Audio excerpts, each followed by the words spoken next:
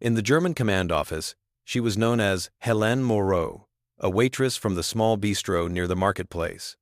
Her bread ration cards were in order, her residence permit properly stamped, and her background modest and provincial.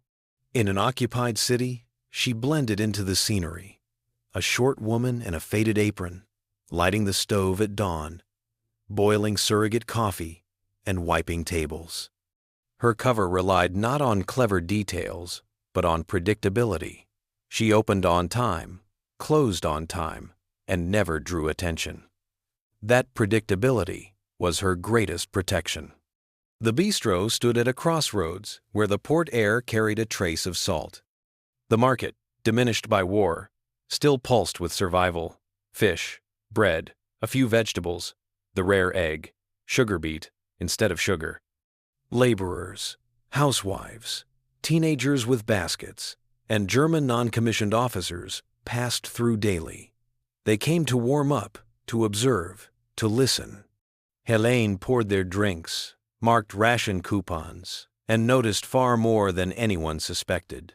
New insignia appeared on sleeves, coal dust clung to boots, sea fog left stains on collars. Each fragment built a silent map of the city's changing rhythm. Her recruitment held no romance. A message was simply passed to her: remain invisible, use your access to people and hours, avoid initiative, report through set routes. The network she joined was thin and decentralized, void of heroic gestures. Her task was to count. Count the steps from the bistro to the depot, the minutes between rumbling trucks, and the sudden silence. The number of crates on the platform when the clatter of couplings masked arithmetic. The mathematics of routine became a new form of communication. Reports existed only in memory and subtle signs. A basket of eggs tied with a certain number of knots confirmed receipt of orders. A rearranged pattern of tables by the window signaled readiness to pass information through an intermediary. No notes, no passwords. The ordinary became the perfect hiding place. By day, Hélène served soup to German signalmen. By night, she stored numbers in her mind, assembling from them the hidden logistics of the occupation. The city ran on discipline. Curfew sliced the evening into measurable segments that revealed patrol routes. Notices on walls changed weekly, each alteration hinting at new priorities. When road inspections increased, tired drivers appeared in the bistro, their faces drained. When fuel shipments swelled at the port, tire tracks lingered outside at dawn. Hélène asked no questions, offered no comments. She observed, compared, and drew patterns. Her work was the art of describing what could not be spoken. To the Germans, she was a convenience, a faint, polite smile, exact change, clean dishes, prompt closing. Occasionally, the quartermaster sent a sergeant to inspect her firewood log. The figures never quite matched warehouse totals. Hélène memorized the discrepancy and shifted her evening routine so a neighbor could hear the crack of burning wood and calculate the shortfall. Within the network, this was called the scale of misuse, a metric for measuring economic pressure and collaboration patterns. The quiet bookkeeping of others' habits became a code system. War behaved like weather. Winds changed, fog sealed the streets, rain erased traces, yet within these shifts, evenings repeated themselves. Hélène constructed a map without lines, where distances were measured in minutes. From port to market, 6 minutes fast walking. From market to depot, 9. From depot to bistro, 7. In these intervals lived the city's pulse. Footsteps, clanging metal, muted engines. If between the 6th and 9th minute a new convoy appeared, it meant the docks had received a shipment.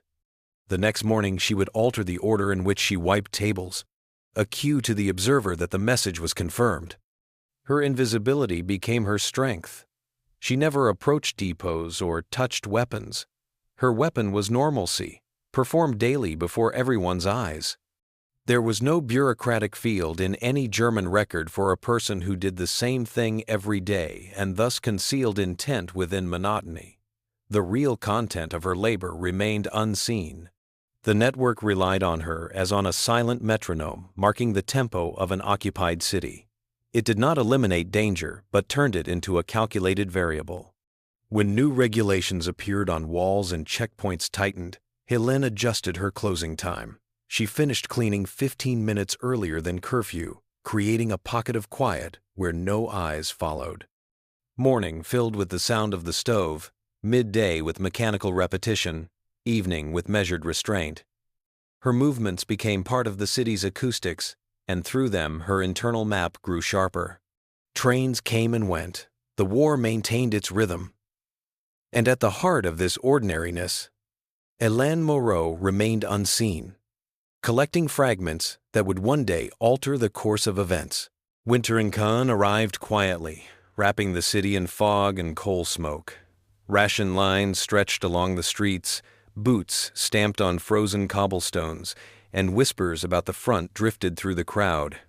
The occupation had settled into a pattern that felt almost permanent. For Helene Moreau, this routine was both a shield and a signal system. Every day repeated the last, yet each movement contained meaning known only to a few. Information flowed through gestures so ordinary that no one could suspect their purpose. The pattern of chalk marks on a delivery crate, the position of a broom by the kitchen door, a missing spoon from the shelf, all meant something precise. The network lived within these banal details.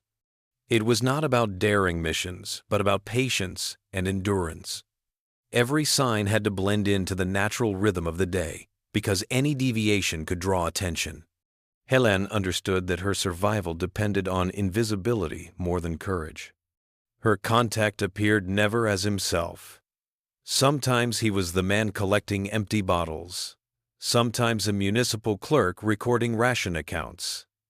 They exchanged no words, only habits. When he lingered near the back gate, exactly 3 minutes after the church bell, Helene knew to leave the door unlatched. He would enter after closing, take the folded napkin left on the counter, and vanish.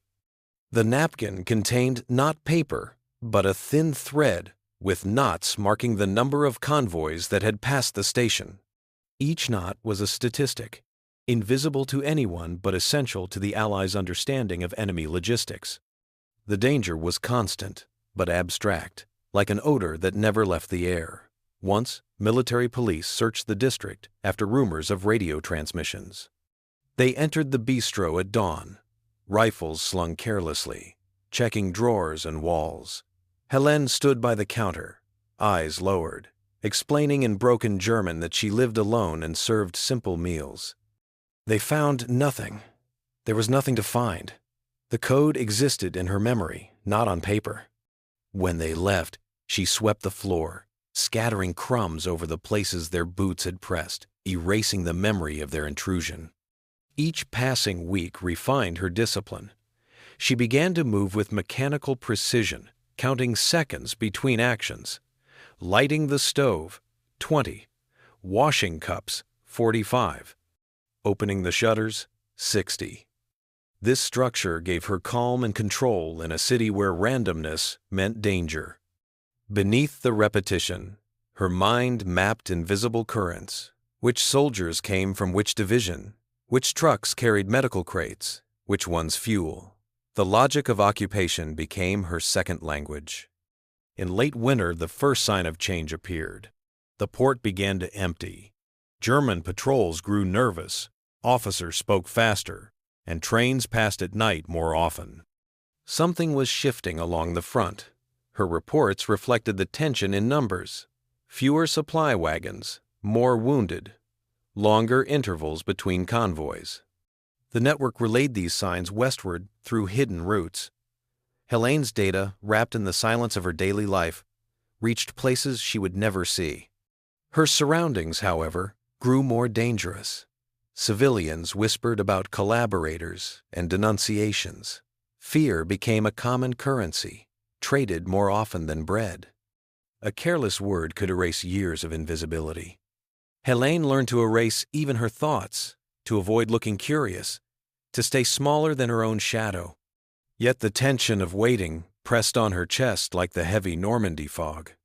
Sometimes, after closing, She stood by the window, watching the empty street.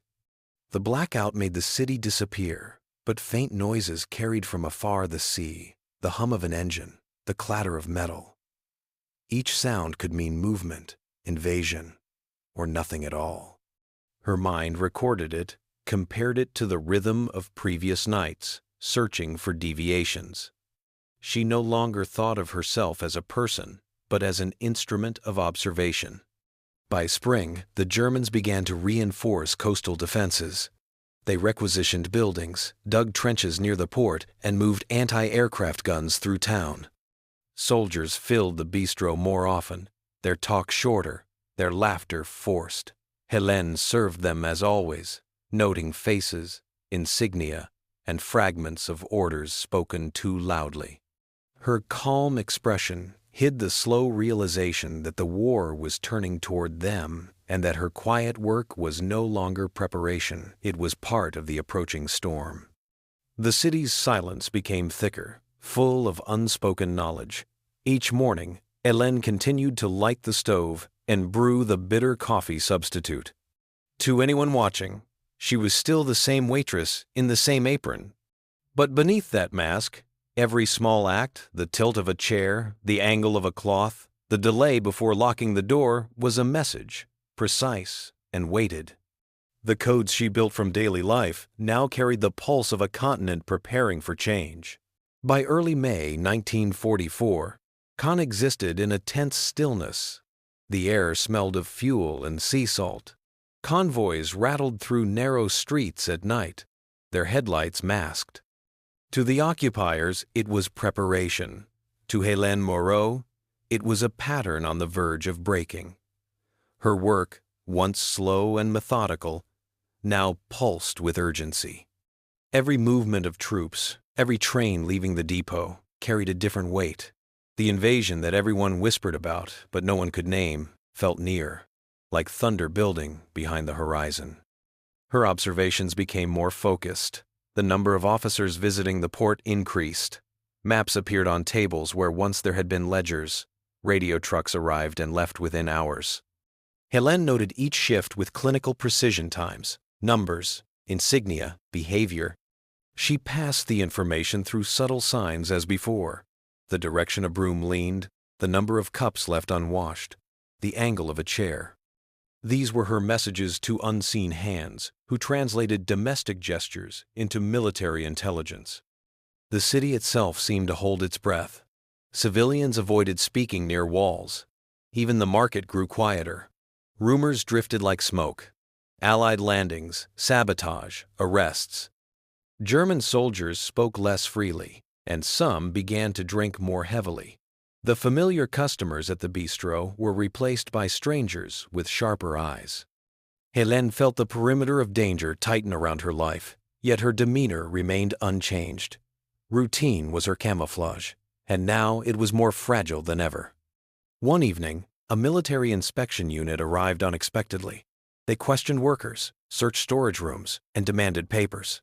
Someone, somewhere, had been caught sending a coded message. Helene had no reason to believe they knew her, but fear in war spreads faster than fire. She maintained the same rhythm, polite, reserved, efficient, while inside her pulse marked the seconds. A lieutenant lingered too long at the counter, staring at her ration forms. Then, with a shrug, he folded them back into his folder and left. The moment passed, but the air did not clear. The occupation had changed tone. Suspicion had become method.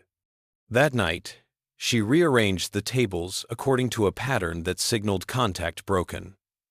Her link to the network had to be severed until further notice. Isolation was the rule of survival. For days afterward, she operated in silence. No deliveries, no signals. Yet she continued to observe. New barricades appeared near the roads, camouflaged vehicles moved toward the coast, and engineers inspected the bridges more often. These details told a story clearer than any broadcast. The enemy expected an invasion. On the morning of June 5, rain covered the city in mist. Helene opened the bistro as usual, but few soldiers came. The streets were nearly empty. Only patrols moving quickly, their faces tense. She felt it then something vast was approaching. That evening, she prepared one final coded report, this time too urgent to wait for routine transmission. She hid it in a delivery basket bound for the outskirts, entrusted to a baker who knew nothing of its contents. The report contained only counts and times, convoys, reinforcements, fuel shipments data, pointing to a single conclusion. The next night, thunder came from the sea. Explosions rolled across the horizon, and the windows trembled. The invasion had begun. Helene did not move toward the noise or the light. She stayed in the dark, waiting. The city shook under distant bombardment, and the occupation's machinery began to crack. For the first time in years, she allowed herself a thought she had avoided, that perhaps the end of her silence was near. But victory did not come cleanly. The next morning, German soldiers stormed through the streets, rounding up workers and searching homes. Someone had betrayed a member of the network. In the chaos, names and addresses were taken, and fear returned sharper than before. Helene kept her role buried beneath calm gestures, though she knew that every hour increased the risk of discovery. The invasion had set history in motion, but she remained trapped within it, a still point in the storm.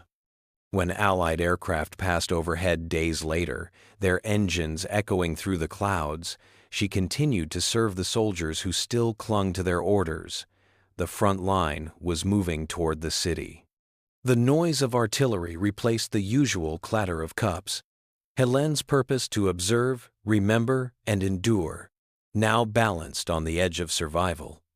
Her anonymity, once her greatest protection, had turned into a fragile shell. If the wrong person looked too closely, the illusion would break. Still, she stayed at her post, lighting the stove, cleaning the counter, waiting as the city's fate closed in. Her entire existence condensed into that narrow space between revelation and endurance, the edge of discovery, where silence became both her weapon and her only defense. By late June 1944, Cayenne had become a city of rubble and whispers. Bombing raids carved gaps between buildings, and streets once filled with carts and bicycles turned into corridors of dust. The German occupation still clung to its order, but its structure was dissolving under the weight of retreat. For Helene Moreau, the end approached without triumph. The habits that had kept her alive, silence, repetition, invisibility, now became the final tools of endurance. She no longer served customers. The bistro's windows were shattered, the stove silent. Soldiers scavenged what remained of supplies, and civilians hid in basements as artillery grew nearer each night. Still, Helene remained in her small room above the ruin of her workplace, observing as she always had. Her notebook was her mind, filled with counts and impressions, troop directions, sounds of movement, the cadence of distant engines. Even when the network had vanished, she continued to collect, as if duty itself had replaced fear. In early July, German patrols withdrew toward the south. The city no longer had a command, it had only fragments. Bridges were rigged with explosives, and refugees moved in waves along the river. From her window, Helene saw the old landmarks disappear one by one. The market square where she once poured coffee was a crater. The depot, once central to her coded reports, was now a column of smoke. The geography she had mapped through time and habit was collapsing into ash. When the first Allied scouts entered the outskirts, she did not cheer. Liberation arrived not as ceremony, but as exhaustion. She walked through streets littered with fragments of uniforms and papers, the smell of fuel mixing with rain. Her identity as a waitress no longer mattered, yet she could not reveal who she truly was. The habit of secrecy had fused with her nature. When officers of the Free French administration began registering civilians, she gave her name, her trade, her address, nothing more. Her war, like her reports, remained unspoken. Weeks later, a liaison officer located her through remnants of the network. He carried verification papers confirming her role as an intelligence observer. She listened in silence as he described how her data, the counts of convoys, the intervals of trains, had helped Allied forces predict supply lines before the Normandy landings. Her observations had guided air raids and troop movements. The small gestures that had once seemed meaningless had become part of the architecture of victory. She nodded, thanked him, and refused further recognition. She asked only to be left out of reports. The city around her began to rebuild. Survivors cleared debris, markets reopened, and flags replaced banners. Yet inside her, the rhythm of occupation persisted. She still counted steps between the door and the river, still marked time by the ringing of distant bells. The habit of measurement had become a way of existing. People spoke of liberation with pride and relief. Helene felt only the echo of discipline, the need to remain still, to observe without being seen. In the autumn, she reopened the bistro. There were no uniforms now, only workers and families trying to remember how to live without fear. The tables stood in the same places, though she no longer rearranged them as code. The silence that once protected her had shifted into a quiet that filled the walls. Sometimes visitors mentioned the resistance, spoke of courage and danger. She listened politely and said nothing. To them, she was simply a woman who had survived. To herself, she was the ledger that kept no written record. Years later, the city forgot the details. The war became memory, and her name faded into lists. She lived as she always had, rising early, boiling water, serving bread and coffee. But within that simplicity remained the precise awareness that had defined her existence. She had been a witness to the hidden mathematics of war, a servant of patterns and signals that left no trace. The Germans had never believed that a waitress could be a secret agent. Perhaps that disbelief had saved her. In the end, her legacy was not heroism but endurance, the quiet persistence of one woman who measured history through daily acts of survival. The war ended, but her discipline remained. A silence that once concealed intelligence, now preserving peace.